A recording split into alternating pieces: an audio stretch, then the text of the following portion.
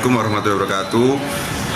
Kami dari 2GAKM kelompok 3. Perkenalkan, nama saya Muhammad Rizal Valentino, absen 14.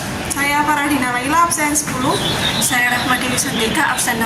Saya Alta Kirana dari absen 5. Assalamualaikum warahmatullahi wabarakatuh. Selamat sore Om dan Tante. Kami dari mahasiswa Politeknik Negeri Malang, jurusan D4 Akuntansi Manajemen.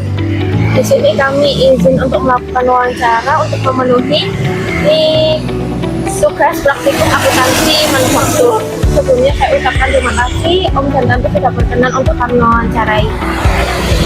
Om, sebelumnya mau tanya, untuk usaha Sylvia and Cukup Coklat itu kapan berdirinya usahanya? Kalau berdirinya sebetulnya awalnya mulai 2002 itu, tapi masih buka hanya setiap hari Minggu di pasar Minggu. Kemudian baru benar-benar buka yang setiap hari buka toko di sini itu mulai 2004.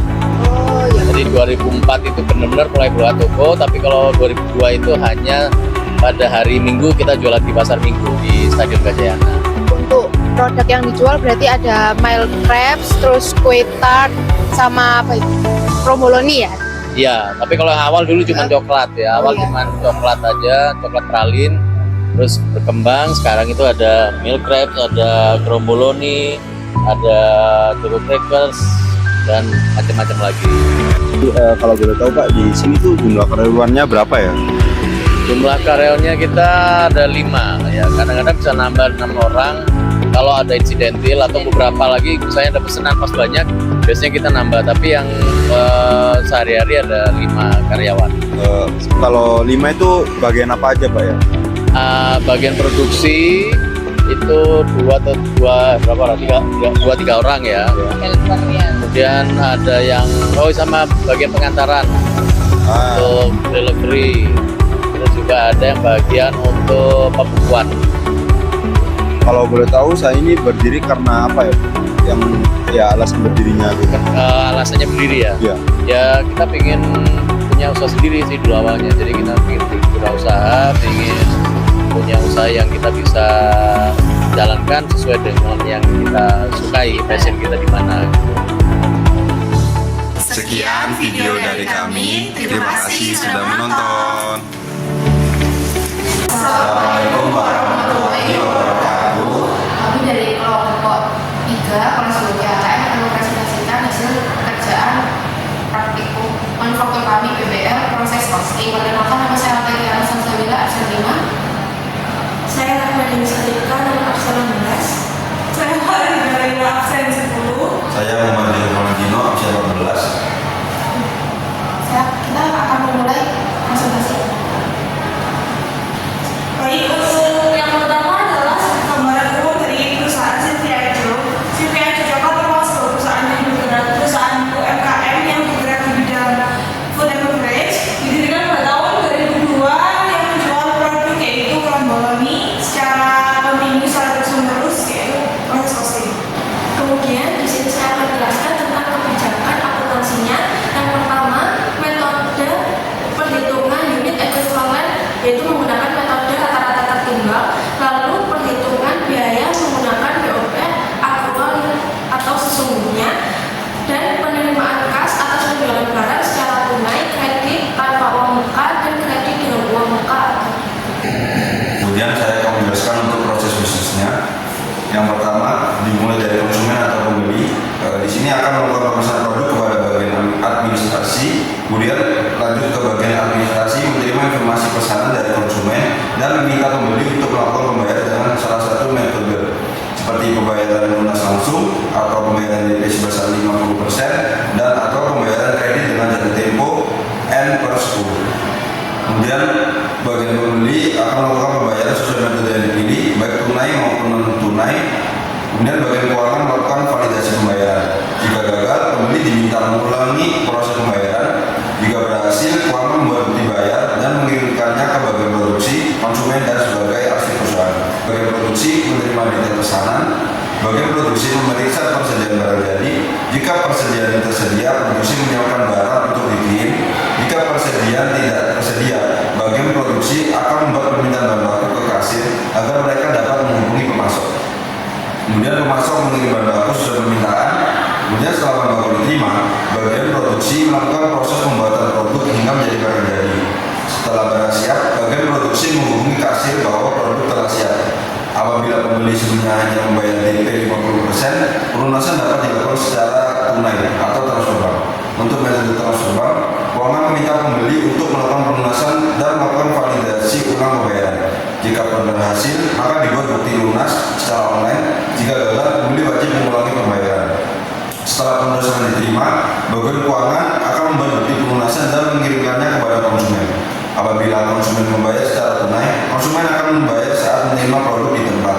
Kemudian jika pembeli menggunakan sistem kredit N/10, maka keuangan mencatat sebagai piutang usaha dan memberikan waktu pelunasan maksimal 10 hari sejak tanggal transaksi.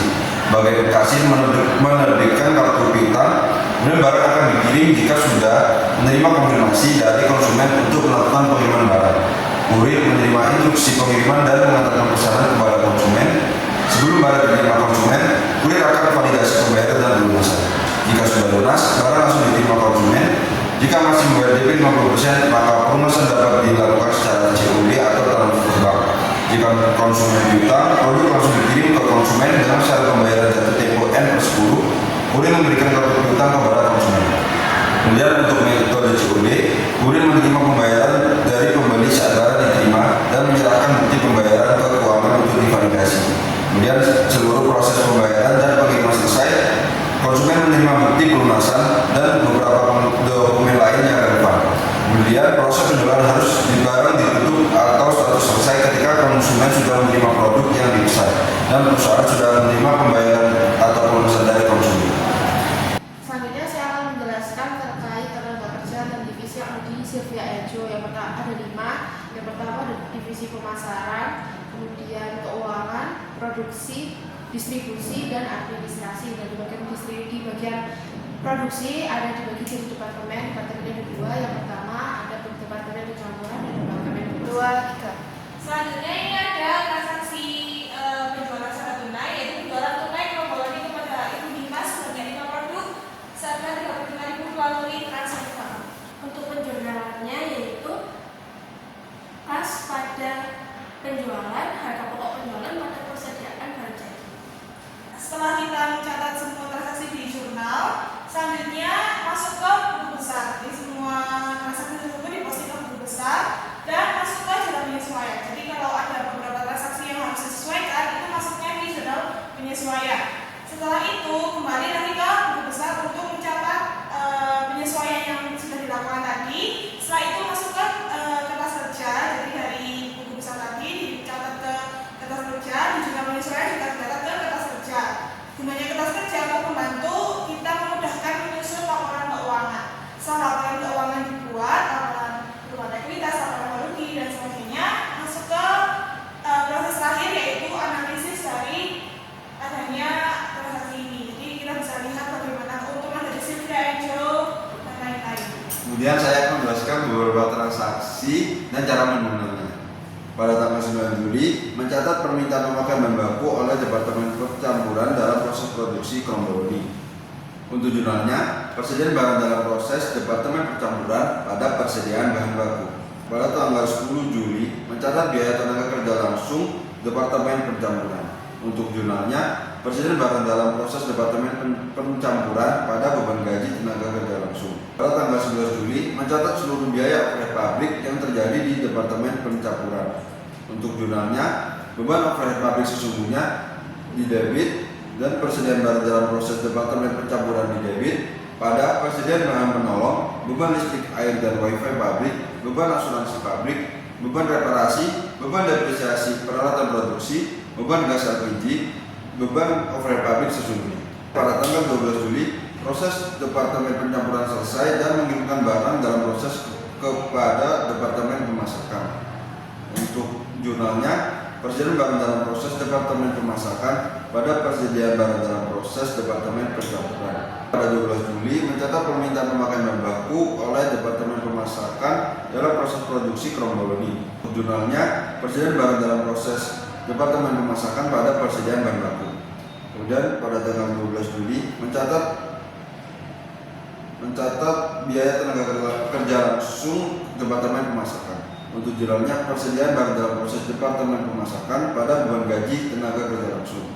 Kemudian pada tanggal 12 Juli mencatat seluruh biaya freight pabrik yang keluar untuk Departemen Pemasakan. Untuk jurnalnya, persediaan barang dalam proses Departemen Pemasakan pada beban freight pabrik sebelumnya. Pada 13 Juli, proses produksi telah selesai dan stok persediaan barang jadi kronologi bertambah.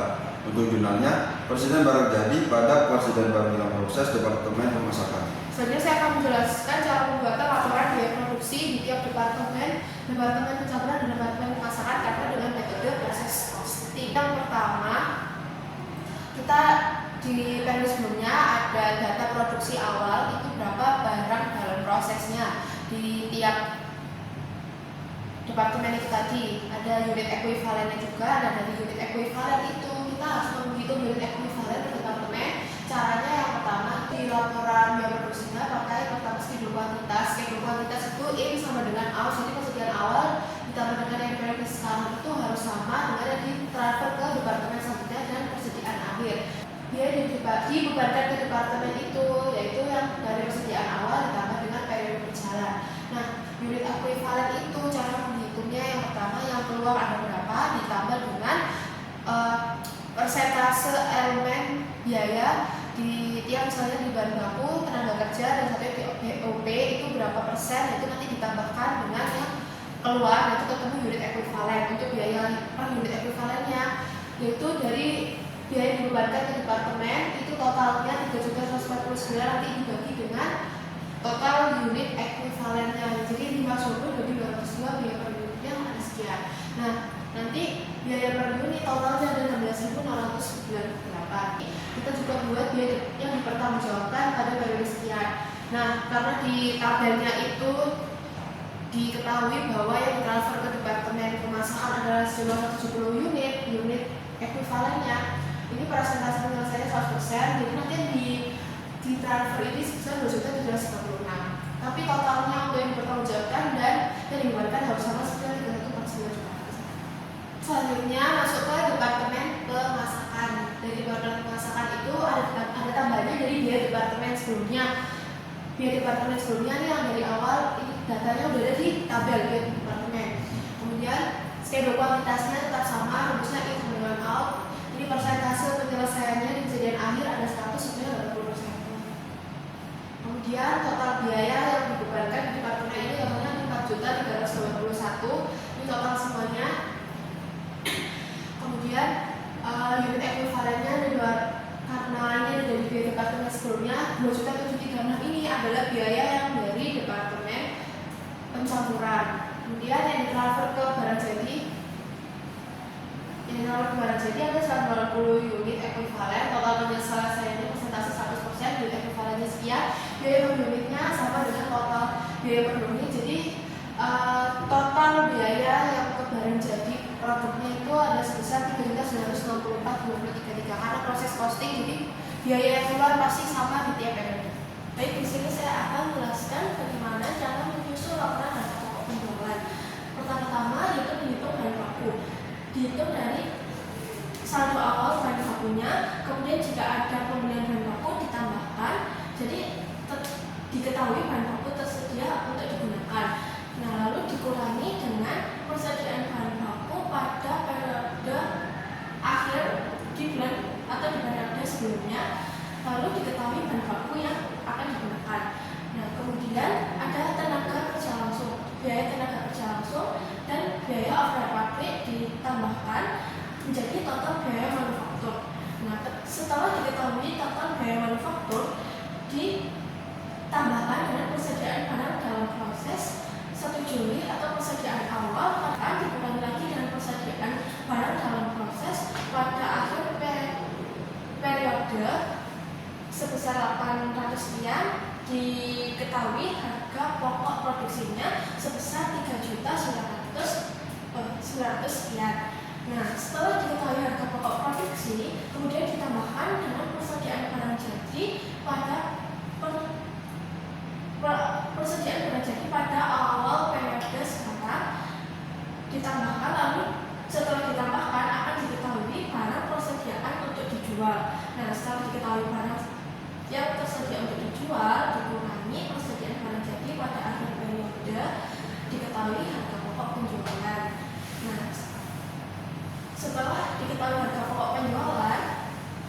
dibagi dengan total unit barang jadi selama periode tersebut atau selama bulan Juni 2025, yaitu total unit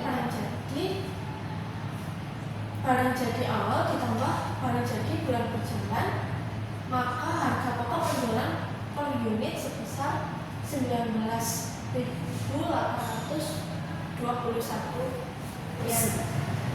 Sekian presentasi dari kelompok kami. Wassalamualaikum Waalaikumsalam warahmatullahi wabarakatuh.